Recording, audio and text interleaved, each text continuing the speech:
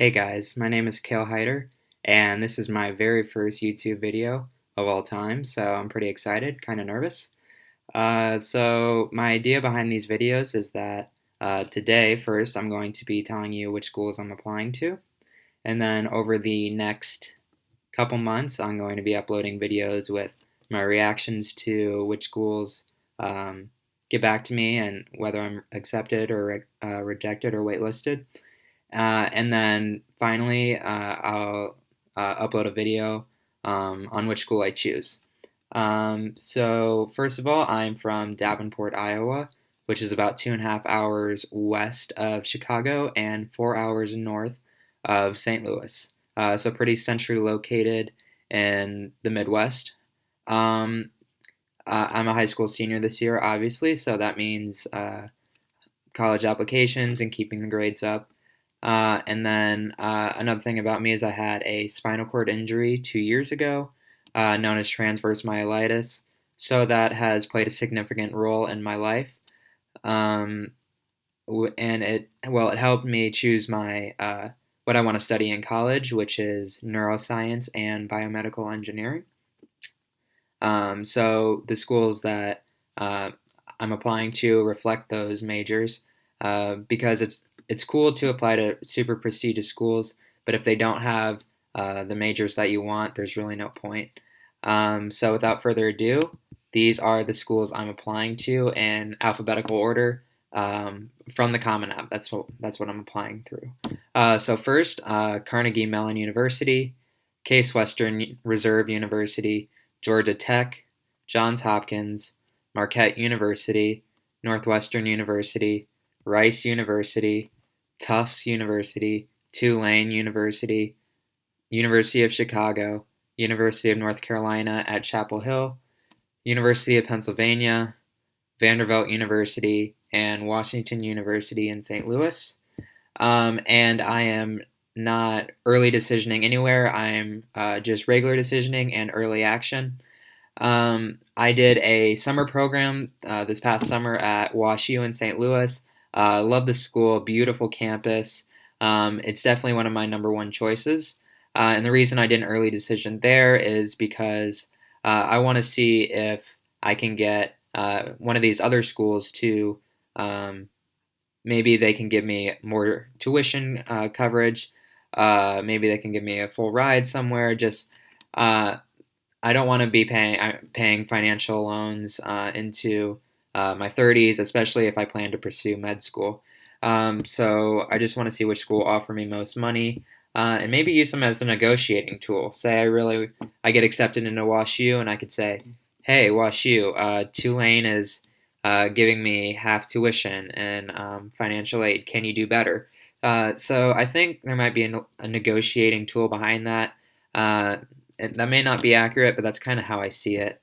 So those are my schools, and I am early actioning, which means it's a non-binding decision that the school gives that you have to apply usually by November 1st, and then you hear back by December 15th. And in contrast to regular decision, where you usually apply by the 1st of January and you find out by April 1st.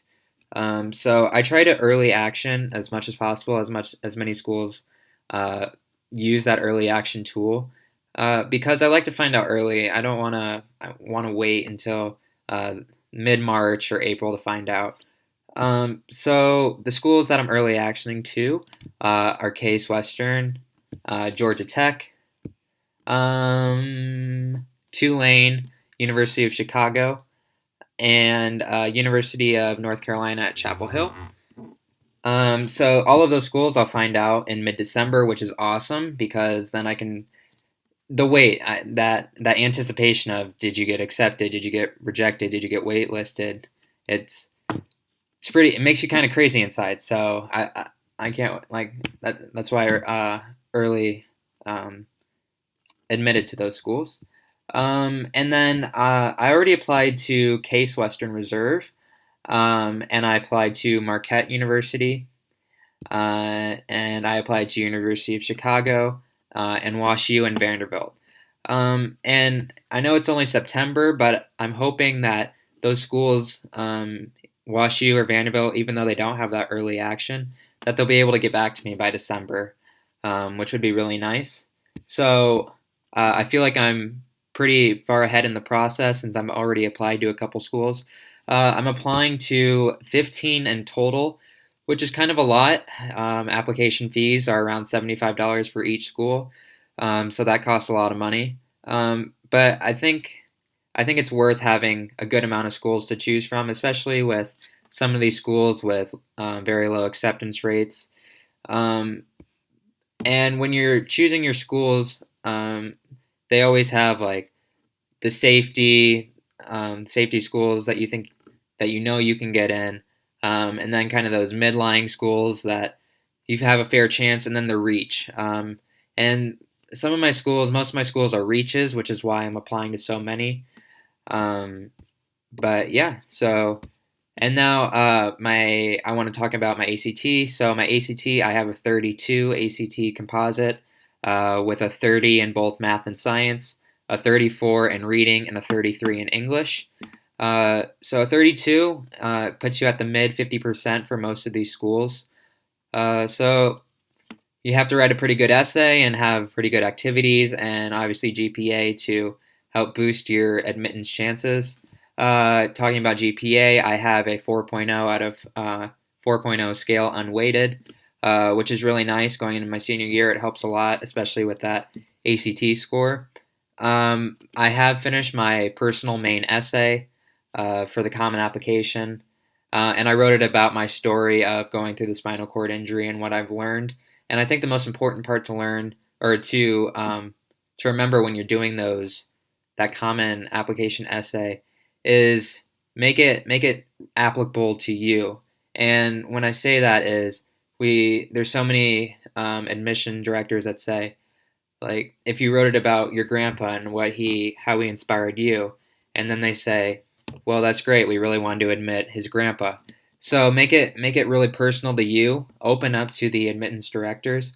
um, they want to know as much as they can about you, so be extremely strong, be passionate, try not to be too cliche, but use real examples. Like if you say like if you're talking about being a leader, show how you're a leader, and your views on certain and your leadership views. And another point is don't don't talk about all of what you've done. Like I made the honor roll all 4 years. Like they're already going to see that. So my best bet is I try to be as personal as possible to give them the best idea of who I am on the inside, um, which is kind of risky. Maybe they kind of like that, maybe they don't, but I think it gives you the best shot, especially if you're trying to make a more original essay. Um, for activities wise, I think it's really important, obviously, leadership positions. Now, when I'm going to talk a little bit about my leadership positions, and these aren't to brag, like we all have our own passions. Um, so first, I am the NHS president this year, which I think shows a lot of leadership, which will be good as they're reviewing my application. I've been on student council for 3 years, which is another solid leadership position. And I think if you can't, if your my school is pretty small, so it was a little easier to get on those position in those positions because it wasn't as competitive. But if you go to a larger school, I think what everyone can do is volunteer, and I think admission directors really love students who volunteer, who take the time out of their day to go volunteer without recognition or notice. And many schools ask in their supplemental essays what, like Case Western, for example, they asked me, what is um, what is a position or a time or event that you that you completed without any recognition or any compensation. And I think many schools look for that volunteer piece. Um, so I would really hit that part hard to help boost your application chances, your admittance chances. So yeah, that's all I have for you guys today. As I said, I'll keep you updated with how everything goes in the next couple of months. Should be hearing back from 5 or 6 schools within 2 or 3 months. So I'm pretty excited, and I'll upload those videos. If you have any questions, please let me know. I'll be happy to answer anything that's on your mind. And don't forget to subscribe because I'll be making plenty more of these videos to help you.